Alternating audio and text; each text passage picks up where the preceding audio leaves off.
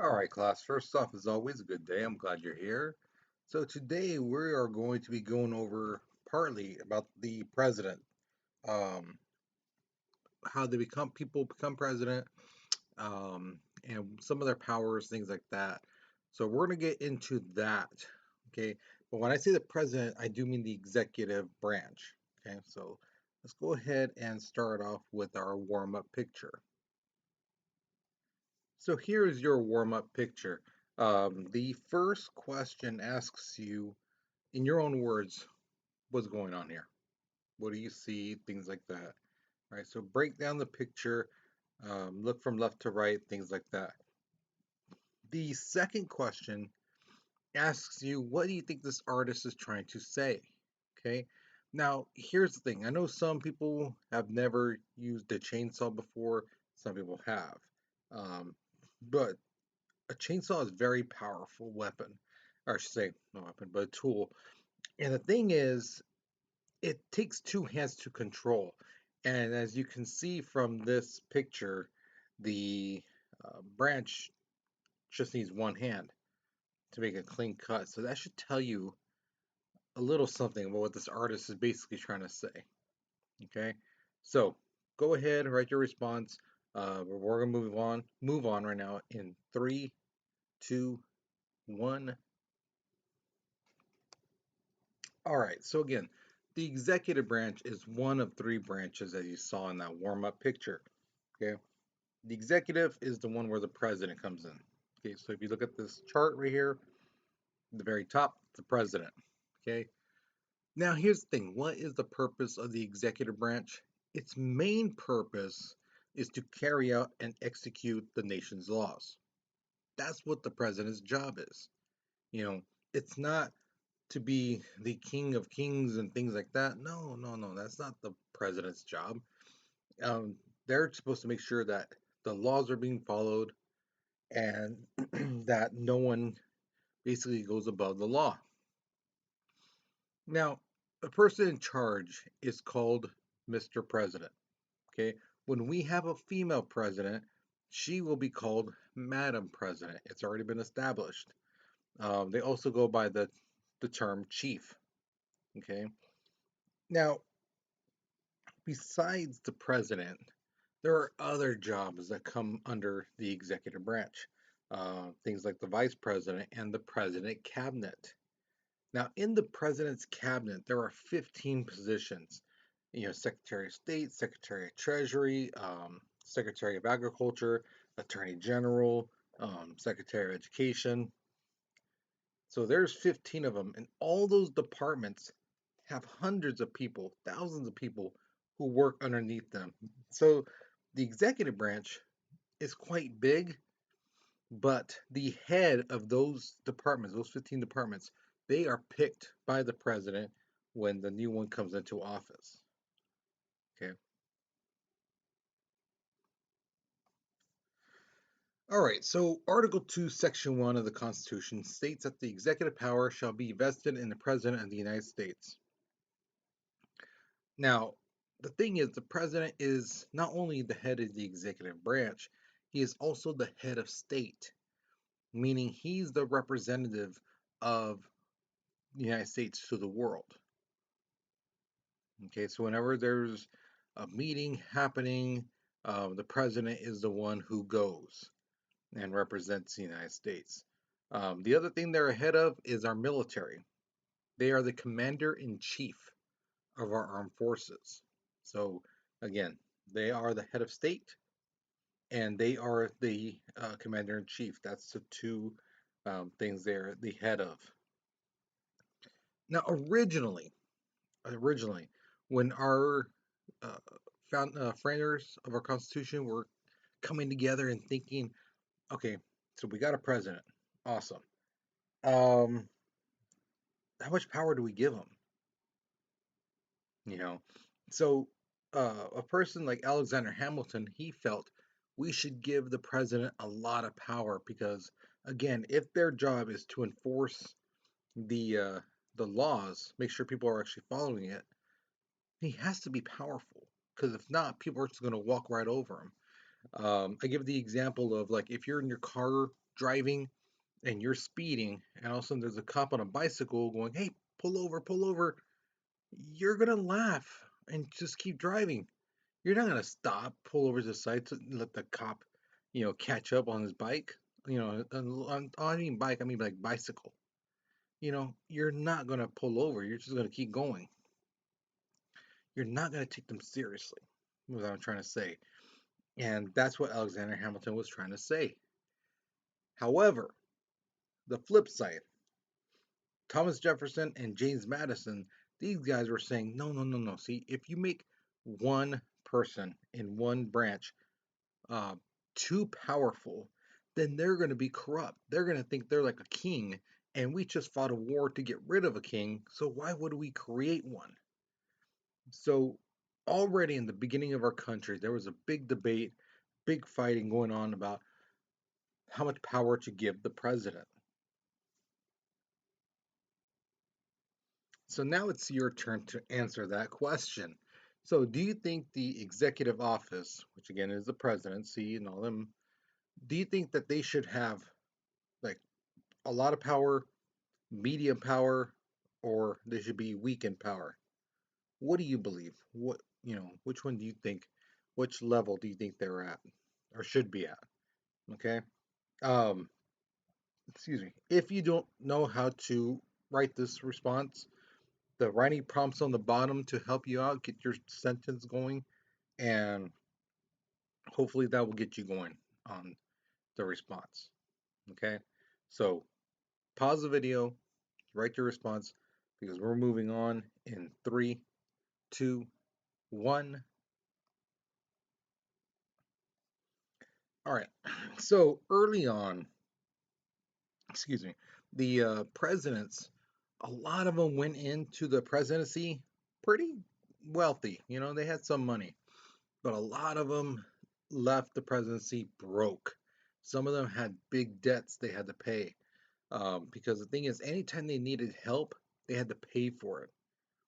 And what happened was in 1939, the executive office of the president was created, and this was to help President FDR, Franklin Delano Roosevelt, to basically do things, have help, and it's not going to come out of his pocket. Some of the jobs that come out of this are the Chief of Staff, Office of Management Budget, Council of Economic Advisors, National Security Council, White House Communications, Press Secretary. There's more, but those are just some. Okay, so those jobs are part of the EOP.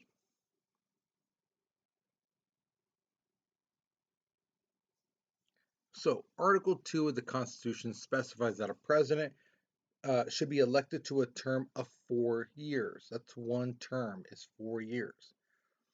Now, how to become a president? Well, basically, you have to do three things. One, you have to be a natural born citizen. You can't be born in another country and then come over here, things like that. No, no. You have to be a natural born citizen. The second thing is you have to be at least 35 years old, right? And the last one is that you have to have lived in the United States for at least 14 consecutive years. So in other words, like if you were 28 and you spent 2 years living in France or England or wherever, you come back and now you're 35 and you're like, I want to run for president. You can't because you need to wait another 9 years to make up that 14 years that you've been living in the United States. Okay, that's it. That's it. There is no other requirements. Okay, if you see, there's nothing stating whether you have to be educated, that you have to have the law degree, you have to have, um, some type of formal training, that you have to know, like, you don't have to take a test to see, do you understand how the government works and what each department does, things like that. There's none of that. It's just those three things. Natural born, 35 years old, lived in the United States for 14 consecutive years to the point where the election. Okay. Now, every president basically served either 1 or 2 years. Okay, up to a certain president. Because the thing is, George Washington, our very first president, was actually so loved and so respected. Excuse me, so respected that people wanted him to run again. And George Washington was like, no, no, I'm not going to run again. Because the thing is, again, we just uh, won a war to get rid of a king. Why would I stay on for another 4 years? You're basically making me a king. And no, that's not what this country is about. So he declined a third term. In this point in our country, a president can run as many times as he wants. And this really shocked a lot of leaders around the world. Like, wait, you're telling me this guy, the people want him to run. They want him to be in control again. And he's saying no? Is something wrong with him? A lot of people, a lot of leaders could not wrap their head around that notion that somebody would just willingly give up power. And that was pretty interesting. But the thing is, FDR, Franklin Delano Roosevelt, he is the only president to have served more than 2 terms. Okay, after the Great Depression, his terms were over, his 2 terms. And the thing is, he's realizing, hey, things are going to about happen with Germany and World War II. So he stays on for another 4 years, and he actually is reelected for a fourth term, but he dies before he could take the oath of office for the fourth term. Okay, so in 1951, the 22nd Amendment is passed, stating that all presidents are limited to 2 terms. Okay, so after uh, Truman, actually, no president could serve uh, more than 2 terms. So here's your next question. Do you think the requirements needed to be president should be updated? Should they require taking a test? Should it require them to have some knowledge of the law? Should they require that they have some type of either military service or college or things like that? Or do you think it should stay the same? Don't change anything so that anybody and everyone can have a chance to become president of the United States. What do you think? Okay, so write down your response. The writing prompts down there too to help you out. But pause the video because we're moving on in 3, 2, 1. All right, so here's the thing. The power of the president is somewhat vague under Article 2 of the Constitution. It's like if you've ever told your parents, hey, I'm going to be going out. And they say, well, when are you going to come back? And you say, later. That's being vague. You're not saying an hour, 3 hours, 8 hours. You're just saying later. That could be any time. That's being vague. And that's why the president is so powerful, because there's nothing that says specifically they can or can't do something. It's very, again, vague. So that's why a lot of presidents take advantage of the wording so they can get away with stuff. Okay.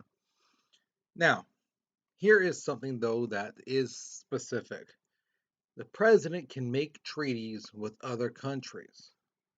Okay, whether it's a large country like Russia to a small country, like Switzerland and things like that.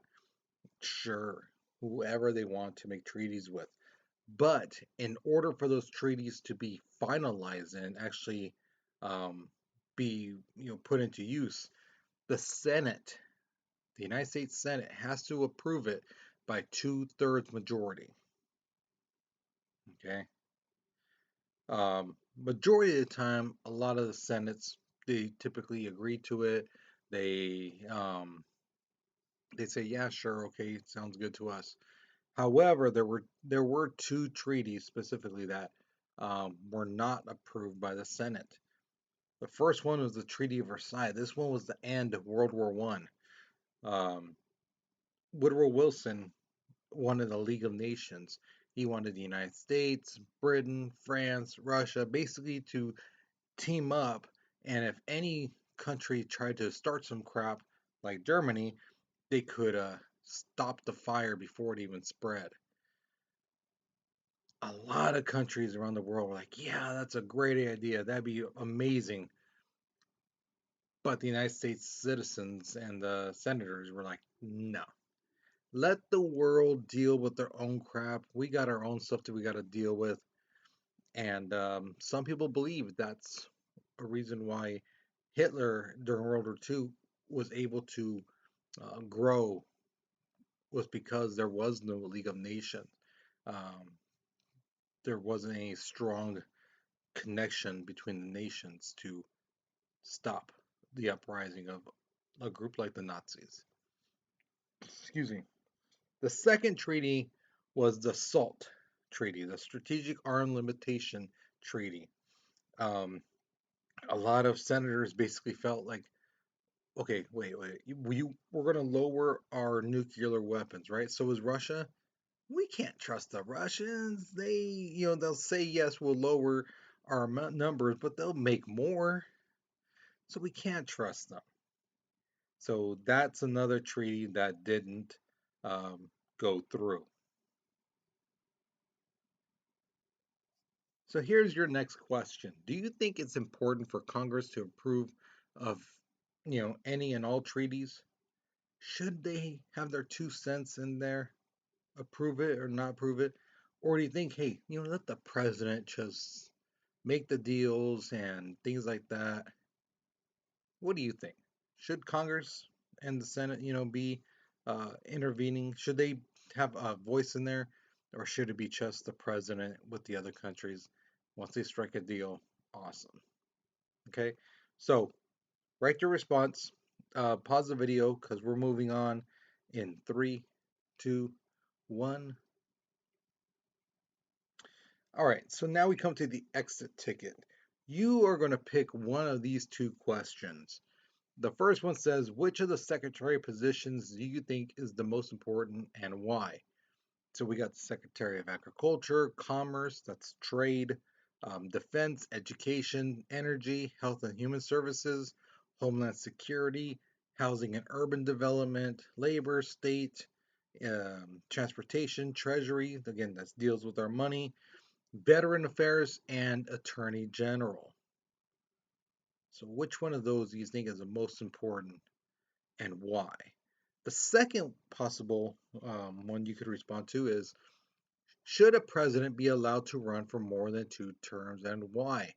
Now, here's the thing. Do not do what some of my former students were doing a couple years ago to this question. They were like, yes, because they should, because, a president like Obama, he was great and this and that. And I'm like, okay, what about our current president, which was Trump at the time?